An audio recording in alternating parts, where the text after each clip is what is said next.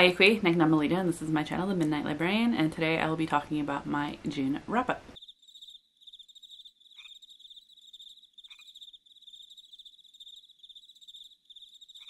So June has come and gone. Not much to say about it. It was like my birthday at the beginning of June. I had fun despite the surgery. We're finally getting some summer weather. It's not so much summer weather today, but it's starting to heat up a little bit and we can't wait to go camping. So that's what we're counting down to ultimately. But for the month of June, I did participate in the Tarot-athon hosted by Daijah from Daijah's Book World and Noelle from Noelle 7 Pages. They also had multiple other co-hosts to be able to help with teams because there were ultimately 4 teams. I was on Team Pentacles with Noelle from 7 Pages and someone else hosted it as well, and I forget who. I'm trying to think. I don't think Team Pentacles, we did not win the Major Arcana trophy. We actually got 3rd for that at 528 points. Swords team ended up winning the Major Arcana trophy at 774 points. But we did win the Minor Arcana trophy at 312,559 pages, which to me just means that we may have not have read the most books, but we read the thickest ones. So that was really fun and I can't wait for the next one. But I will be going over my books of like which ones I was able to count for what, as well as my TV, as well as my Pokemon chooses my TBR card. But before we get into that, let's go ahead and get into my stats for the month. So for the month of June, I read 11 books, which equates to 2,992 pages and 70.78 hours listened to. I do count the pages for all the books, whether or not I read them audibly or physically, but I only count the hours that I read for the audiobooks because I don't want to time myself for physical books. I have 6 audiobooks and 5 physical. For format, I have 3 graphic novels and 8 novels. Audience, 7 adult, 2 children, and 2 new adult. And then for my genres, I have 2 contemporary, 3 fantasy, 1 historical, 2 mystery, 2 nonfiction, and 1 romance. And then for my rating breakdown, I have 0 1-star, 0 2-star, 2 3-star, 2 3.5 star, 4, and 6 4 stars. So nothing quite was a favorite for me this time around. I'm giving my average rating for the month of June 3.7. I did also have 1 DNF, which I don't tend to count in my stats because I didn't finish it. I know others may think differently, but this is how I do it. This is how I prefer to do it. And let's just get that right off the bat. I ended up DNFing The Whispering Dark by, who's it by? Kelly Andrew. So this one intrigued me, and I think I had originally had this for my Ladybug pick for June, but ultimately what ended up intriguing me about it was the premise as well as the cover. It is a gorgeous cover, and I believe Jan from Jen Agaton was like hinting that it may be a full moon book club pick for her book club for a month, but I don't know if it ever happened, but ultimately she's the one that put it on my radar. And it's like marketed as the Raven Boys means Ninth House, which I've read Ninth House. I have not met the Raven Boys, but the synopsis is that we're following Delaney Myers-Petrov, who is tired of being seen as fragile because she's deaf. So when she's accepted into a prestigious program at Godbowl University that trains students to slip between parallel worlds, she's excited for the chance to prove herself, but her semester gets off to a rocky start as she faces professors who won't accommodate her disability and a pretentious upperclassman fascinated by Delaney's unusual talents. Colton Price died when he was 9 years old. Quite impossibly, he woke several weeks later at the feet of a green-eyed little girl. Now 12 years later, Delaney Myers-Petrov has stumbled back into his orbit, but Colton's been ordered to keep far away from the new girl and the voices she hears calling to her from the shadows.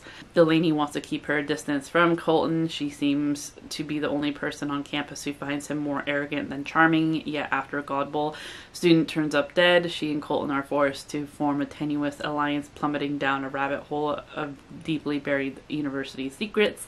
But Delaney and Colton discover the cost of opening the doors between worlds when they themselves find themselves up against something old and nameless, an enemy they need to destroy before it tears them and their forbidden partnership apart. So I got like 20% into this and I just wasn't feeling it. I didn't quite understand what was going on. There was a lot of miscommunication, and that was purposeful because Colton is like not allowed to technically talk to her, but like wants to talk to her, so he gives her misinformation anytime like she tries to talk to him in front of like his friends or anything. It was just really weird, and it's like I get that Delaney didn't like, I don't know what was going on, and ultimately wasn't feeling connected with it, so I ended up DNFing it. Is this a hard DNF? Yeah. I'm not interested. So there's that. Otherwise, let's go ahead and get into other books that I read. Let's go ahead and... Okay, so the first book that I read and completed for the month of June was The Fire Never Goes Out, a memoir in pictures by N.D. Stevenson. So I know it says something different on the book itself, but I believe N.D. Stevenson has come out as trans, I believe, and prefer to go by they, them. So I believe that's the case. So basically this is the creator of Nimona, and I guess they were like a really popular illustrator on Tumblr back in the day, and it was really cool because this is essentially their graphic memoir, and basically it's taken some of their posts from Tumblr and put it all into a book, and we kind of get to see their not transition necessarily, not their how they dealt with mental health, and like how they ended up dealing with like creating Nimona and helping create some of these popular cartoons that are now out, how they felt during school, because ultimately there is something that was eating at them throughout childhood and into adulthood that they explore, and we were kind of exploring with them. I absolutely love their illustration style. I thought it was really cute and sweet. I don't believe I rated this because this is essentially a memoir. This is someone's life, and that just feels icky to rate it. But it does this ultimately. I really enjoyed this. I like read this over a couple of days, I feel like, and just kind of took it all in, because ultimately it was heavy. It was N.D. Stevenson trying to figure out what was going on with him. I thought this was very impactful. That makes me real curious about Nimona, which is now like a Netflix series, as well as Lumberjanes. So I hope to be able to get them soon. I think I was able to order Nimona through Pango because it's been out of stock through bookshop.org, so hopefully I can get that relatively soon. It worked for the tarot card The Star, which was to read a graphic novel, so this worked perfectly. And then just as a reminder that I have the Antique Anatomy tarot deck, which is slightly different than a regular tarot deck in that I have elixirs, blades, coins, and rods, which it's easy enough to go coins to pentacles, rods to wands, elixirs to cups, and blades to swords. There we go. Next up, I did end up finishing one of the books that I had on my 23 of 2023, and that was In the Company of Crows and Ravens by John M. Marsluff and Tony Angel. This is a nonfiction, and it's pretty much about crows and ravens and how they've influenced our culture, as well as society, as well as us as humans influencing their culture and their society. I thought it was really interesting. I thought it was really fun. I do have a blog that went up for this, as I do with I think most of my 23 of 23 books that I read. I will say that I still do believe that this is kind of out of date, just because they do end up using the word Eskimo, which is a derogatory term and should not be used. But also it feels like they're pulling from a lot of research that has been either disproven. I know it's been disproven for humans when it comes to the Bering Strait theory, but I'm not sure how that works for crows and ravens. I thought it was really interesting in general about the influences that corvids have on humans and vice versa. And of course, like basically as soon as I was done talking about this, or not talking, as soon as I was done reading this, like folks at work started talking about corvids and like how they've been seeing them at their place, and I keep recommending this book, and with the caveat that it is a little out of date. What I also appreciated too though was that at the very end of the book it states, like, if you are interested in corvids and you want to be like a citizen scientist, essentially, of what you can do to best observe corvids, like how to be able to best observe corvids and take notes on them, as well as like where to submit that information or who to reach out to in your local area, or where to find someone in your local area if someone's already been researching corvids. So I thought that was really cool and really helpful. I wish that was the type of information I had learned in my science classes in general. So this one worked for Scovette, which is a normal type, which is to read a contemporary. Next, I ended up reading How the Oceans Came to Be, written by Arvis Bowman and illustrated by Alfreda Bertrac Algio. And this is essentially a children's book written by an enrolled member of the Lumbee tribe of North Carolina, and I think it was like a creation story of sorts of how the oceans came to be. So we essentially are following Rabbit as Rabbit tries to figure out where the water has gone, and where the water has gone from a creek, because they need it to be able to quench their thirst. And as they are following the creek bed, the dried creek bed, they're running into other animals that are also affected by this lack of water and trying to find the source. So I thought it was cute overall. I really enjoyed the cover ultimately, but as I went through the rest of the book, there were elements that I enjoyed, but I'm not the biggest fan of oil pastels. I don't know if that's what they're called. I'm not the biggest fan of them just because of the texture they create when dealing with them, and also the weird residue that they leave behind. But I don't know, I didn't mind it. I still enjoyed it for the most part. It's always fun to hear other creation stories as well. Throughout the rest of the book, I was just kind of okay with the art. But I also know that this isn't necessarily for me either. This also worked for Sobble, which was to read, which is a water Pokemon, which was to read a book set in or around water. Next, I ended up listening to A Witch's Guide to Fake Dating a Demon. This is the first book in the Glimmer Falls duology by Sarah Hawley. I believe it's just a duology. I know that there's only 2 books out right now. We are following Muriel Spark, who is prophesied to be the most powerful witch seen in centuries of the famed Spark family, but to the displeasure of her mother, she prefers baking to brewing potions and gardening to casting hexes. When a spell to summon flower goes very wrong, Muriel finds herself staring down a demon, one who she inadvertently summoned for soul bargain. Ozroth can't leave Muriel's side until they complete the bargain, which she refuses to do. This one worked for Sarina, as well as 2 Aquines, which I believe was to read a book where a character had to make a big decision, which ultimately Muriel had to make the decision if she was going to make a soul bargain or not, or to try to figure out how not to. I like the idea of this book because I keep trying to find like that witchy book that kind of can help. And I know that's unfair, and I think I talked about that in the blog that this book was a part of, that ultimately, like, this is a separate thing entirely. They're not the same authors. Like, this is, to compare them is rude. That's ultimately what I'm chasing, is that feeling that I had when reading The Secret Society of Irregular Witches, and A Witch's Guide to Fake Dating a Demon felt like it had possibility, and I liked the magic system, and it was an interesting world building just because we get all magical creatures, not just the witch and the demon. Whole community in the Pacific Northwest that has all these, and I thought there was an interesting subplot, but the relationship between Muriel and Ozroth fell flat for me, mostly because it felt fairly insta-lovey. It's that close quarters situation where, because Ozroth can't leave without a soul, I mean, he can't leave her side, etc. But he's also figuring out emotion, which I thought was interesting. But there was some elements in here that I was kind of just wary about, because he's questioning some of these emotions, which I think is fine, but he hardly ever questions like the emotion of love. He kind of falls into, or like doesn't understand what that is, and once he finds out what it is, he's like, oh, okay, and it's perfectly fine with it.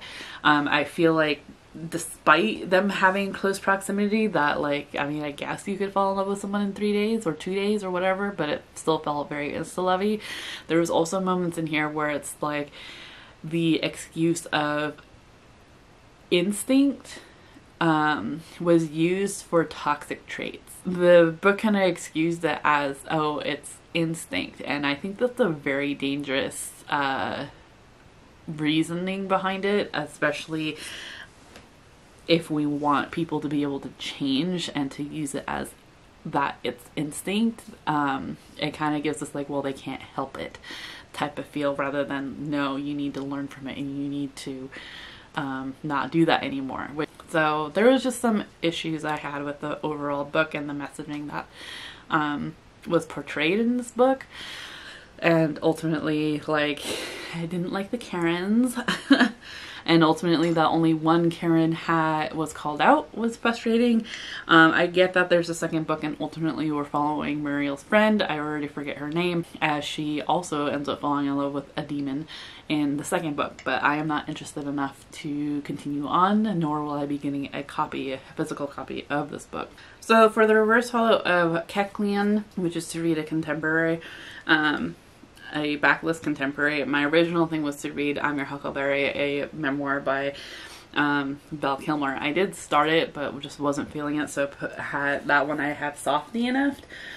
But I have replaced a book for this one, and ultimately I am a mood reader, so it's like the ITBR, as much as I would like to read the books that I say I want to read at that time, it doesn't always happen that way. So for the reverse hollow of Keklian, I ended up reading Meal by Blue Delaquanti with Soleil Ho, and basically this is a graphic novel that is from my library. It was on our popular read shelf, but basically we are following Yarrow, who's a young chef determined to make her mark on the cutting-edge cookery with her insect-based creations.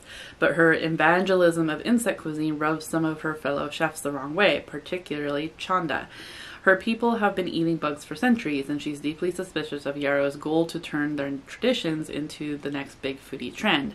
Can Yarrow win over Chanda and Milani, the neighbor she's been crushing on for weeks? I thought this was really fun.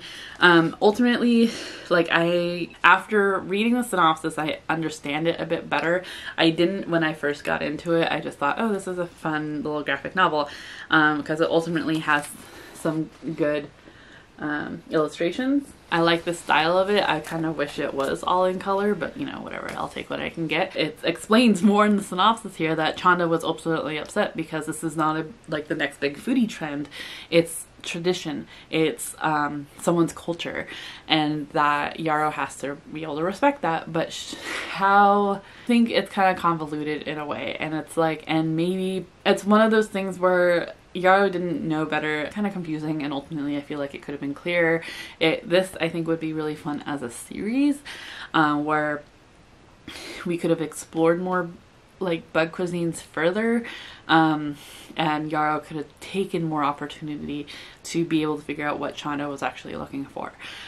She does ultimately figure it out, has a sapphic relationship in it as well, which I thought was pretty cool. I don't necessarily know if I would like get a physical copy of it, though it does have as well recipes for some of these bug cuisines in it as well, so I thought that was interesting. The next one I chose for Haunter, and then ended up replacing for the King of Coins, which was the King of Pentacles, which was to read a book with an unreliable narrator or from a villain's point of view. And for that I had read The Last Word by Taylor Adams. This one we are following Emma as she is house sitting in Washington on like an isolated beach. So basically this beachfront property are very few and far between. Like they have neighbors, but they're a couple miles off from each other. They're right along the beach, and ultimately in the winters, when it's wet, the wet seasons, the homeowners tend to take off because it's a kind of a dreary season and it's more of a summer home. So for this winter months, Emma has been house sitting with her dog Leica, and she plays like hangman with her neighbor, which they only communicate with like a telescope and like hangman. Essentially they play hangman together.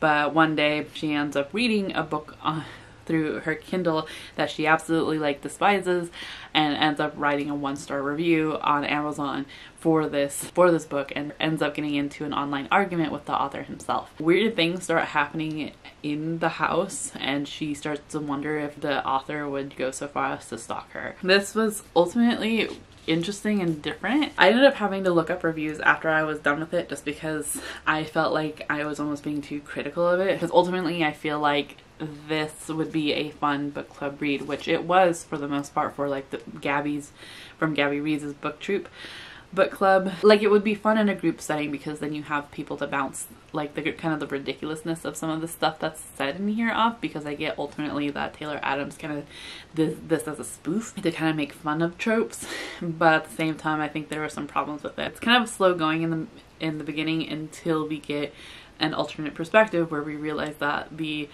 author of the 1-star review is writing another book. Once we get that, then it becomes, oh, okay, what's going to happen next? And I thought that it was fairly predictable. I think it was supposed to be satirical, but reading it by myself and having no one to like kind of bounce that off of, which is not the author's fault, I understand, but like it still kind of came off as like, well, what the hell, this is ridiculous. Like, the fact that this guy kept going, oh, well, I'm a gamma wolf, the true lone wolf, or whatever, and it's like, what the hell is he even talking about? Like, the fact that there are actually people out there that think that way. Well, there was definitely parts that made me really question, like, do I really want to continue reading this? Like, this took me a while to read, and it typically, yeah, it takes me a couple, like, probably a week or so to read a physical book, but this felt like it took forever, because there were definitely some slow moments, and particularly when it came to the ending, there were like 5 different endings. Like, we could feel it wrapping up, and then like about the same time, like I was counting pages going, wait, I still have like 100 pages left, and then it would feel like it was wrapping up again. I'm like, I still have 50 pages left. Like, what's going on? There were so many false endings to this that I was just kind of over it by the time the ending actually came. Emma herself was a very complex character. It was interesting to learn more about her history and why she was where she was. Yeah, it was intense. So I will say, look up content warnings before going into this book. I will spoil one thing, that the dog ultimately is fine. The dog lives. I don't know how to feel about it, really. So it was an interesting premise. Emma was interesting. The rest of it, it was good creepy though. It was like a good creepy like home invasion story, which I don't read a whole lot of, because home invasions are fairly, I mean, they're creepy as all hell. So okay, so this next book, so I had a couple different things. Okay, so first I had Larvesta, which is a fire Pokemon, which is to read a book that everyone is talking about, which originally was supposed to be The Nature of Witches. I didn't end up getting to it, but the book that I have replaced for it also worked for 5 of Rods, which was 5 of Wands, which was to read a book with a competition / conflict among characters, which was supposed to be originally The Last Word, but I switched that out for a different prompt, as I discussed. So for this one, I ended up reading Fourth Wing by Rebecca Yarros. I do have a full review that will come out for this, so I'm not going to talk about it much here. But I will say that this book gave me whiplash. I ultimately enjoyed the main plot, hated the romance. Well, not hated. I disliked the romance. I thought it was ridiculous and a little cringy. I will have, like I said, a full review out for this, but yes, I will be reading Iron Flame when it comes out. So that's all I'm going to say right now. My next book worked for Celio, which is another water Pokemon, so to read a book set in or around water. And it doesn't work for any of the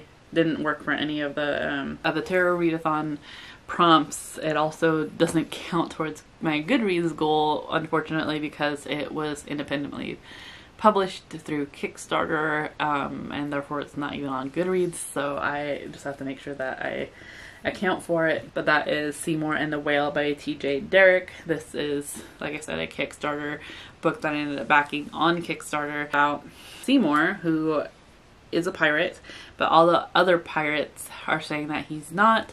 So to prove that he is a pirate, he's going after the monster that makes all the other pirates quake in their boots, going after the whale. So it was ultimately a really cute book. I really enjoy the illustration style of it. I thought it was really fun. Okay, so this next book ended up working for Eight of Cups, which at first I had A Lesson in Vengeance for, didn't end up getting to it, and then was originally going to do this for The Whispering Dark, but DNF'd it. So instead, this book works for Eight of Cups, or Eight of Elixirs, which was moving or embarking on a new adventure. This also worked for Crabrawler, which is a fighting Pokemon, which is reading a second chance author, which ultimately just means I read an author that I've read from before.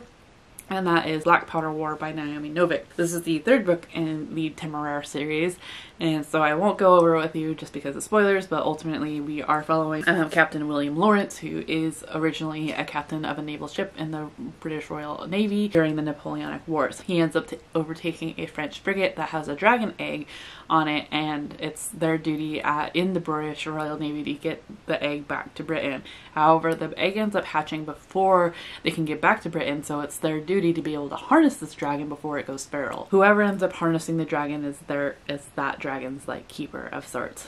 And lo and behold, Captain William Lawrence is the one that's able to harness this dragon, and is then not just the captain of a naval ship anymore. He is now the captain of Temeraire, the dragon that he was able to harness. And we kind of just follow the both of them as they learn what it means to be loyal to the British Royal Air Force now, because they are dragon riders, and having to explain the nuances between the relationship between dragons and people. There are other elements as well, as they figure out what kind of dragon that Temeraire is and what that means. So we've gone through a couple different countries and have seen how treat their dragons differently, and how the dynamic between people and dragons are. And it's kind of similar in the third book. I was warned ahead of time that the second and third book were a little slower, which I would agree. I love the second book almost as much as the first book. Even though it's a little slower, we still get that element of like still world building, because we're exploring the world, right? And it's still the world we live in. There's just dragons in it, and it's during the Napoleonic era. So it's still very fun, and we're still learning along with Temeraire and Captain William Lawrence. The same with the third book. I would say that this one's a little slower than the second, but I still enjoyed it. It was a kind of a lot of meandering and traveling, but it was still fun. And of course it made me excited for the fourth book as we get towards the end of the third book and get to meet a new dragon. We're constantly meeting new dragons anyway, but this one in particular, I'm just like, oh my god, yes. So I'm excited for the fourth book, which I will hopefully be reading soon. So this next book worked for Three of Pentacles, or Three of Coins, and that is an alliance, or follows a group of characters. And this also worked for the replacement of Lady Boss, since I ended up DNFing The Whispering Dark, and that was Family Lore by Elizabeth Acevedo. This was kindly given as an option for an Advent listener's copy through Libro FM, which I have my affiliate link down below in the description if you ever want to check them out. But yeah, their ALC program had Family Lore by Elizabeth Acevedo. It's been a couple years since I've read an Elizabeth Acevedo. I have like I think I've read all of their works now. I'm not entirely sure. I have to double check that, but I'm pretty sure I have. But Family Lore is is Elizabeth Acevedo's first stint into adult contemporary magic realism. And I have to say, her work is still just as refreshing as it was before. Let me just talk about this book real quick. Let me just give you the synopsis. So Flora has a gift. She can predict to the day when someone will die. So when she decides she wants a living wake, a party to bring her family and community together to celebrate the long life she's led, her sisters are surprised. Has Flora seen her own death or someone else's? Does she have other motives? She refuses to tell her sister, Matilde, Pastora, and Camilla. But Flor isn't the only person with secrets. Matilda has tried for decades to cover the extent of her husband's infidelity, but she must now confront the true state of her marriage. Pastora is typically the most reserved sister, but Flor's wake motivates this driven woman to solve her siblings' problems. Camilla is the youngest sibling and often the forgotten one, but she's decided she no longer wants to be taken for granted. And the next generation, cousins Ona and Yari, face tumult of their own. Spending the 3 days prior to the wake, Family Lore traces the lives of each of the Marte women, weaving together past and present, Santo Domingo and New York City, told with Elizabeth Acevedo's inimitable and incandescent voice. This is an indelible portrait of sisters and cousins, aunts and nieces, one family's journey through their history, helping them better navigate all that has come. Yeah, I absolutely really enjoyed this. I think I gave it 4 stars. Ultimately, Elizabeth Acevedo ends up narrating the book herself, as well as a couple other folks. There are some like interview type elements to this book which I really enjoyed. I do want this physically, even though I'm not the biggest fan of the cover art, but still I really thought this was refreshing. It was a intimate look at women in this family and women in general, more than I expected, but it was still like refreshing as we learn about the other women's magic, yeah, and like their vulnerabilities, their strengths. I personally really enjoyed this. I thought it was really fun. So I see that my battery is flashing. I have one more book to go over, and that is Lavender House by Lev Ak-Rosen. This is a, let me just get into it. Let me see if I can finish it. Lavender House, 1952. The family seat of recently deceased matriarch Irene Lemontine, head of the famous Lemontine soap empire. This estate offers a unique freedom where none of the residents or staff hide who they are. But to keep their secret, they've needed to keep others out, and now they're worried they're keeping a murderer in. Irene's widow hires Evander Mills to uncover the truth behind her mysterious death. Andy, recently fired from the San Francisco police after being caught in a raid on a gay bar, happy to accept. His calendar is wide open, and his secret is the kind of secret that the Lemontines understand. What this count for? I don't think it counted for any of my Pokemon cards, and sorry, I'm trying to get through this so that my battery doesn't die. This also counted for 10 of Swords, or 10 of Wands, which features a character carrying a heavy burden or going through a lot. So Evander Mills is going through a lot. We get that as he essentially has to cope with being outed.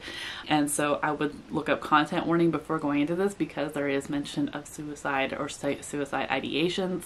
I didn't get it before the battery died. Okay, so I'll try to not talk as quickly now since there's no rush. Definitely look at content warnings, because we are dealing with someone who was forcibly outed, and ultimately there is homophobia in here. It's the 1950s. Not that that resolves it at all, but understand that that's the time that this is set in. Ultimately, I thought it was a fun exploration of like us versus them, and how the Lemontine, how Lavender House itself was fairly, how it differed, how free that these folks were able to live themselves, but also how trapped they felt. Not only within Lavender House, but within society as a whole. I also just really love the descriptors in here. I thought it was a very fun book with very fun descriptions of soaps, scents, smells, and food. Particularly like the garden. Like I love the world building in here. It was really fun. And somehow it's like based in Northern California, though you have to understand that like folks who think that San Francisco is Northern California, for us who live in Northern California, like 2 hours away from the Oregon border, San Francisco, Sacramento area is Central California, because it takes us 6 hours to get there. So, and it takes 12 hours to get to LA. So it's Central California. So it was interesting to hear, but it's also interesting too to like hear, like I'm wondering if Lev Ak-Rosen and thought about how it would have looked. Like obviously they did, this is set in the 1950s, but like how that particular area would have looked at that time.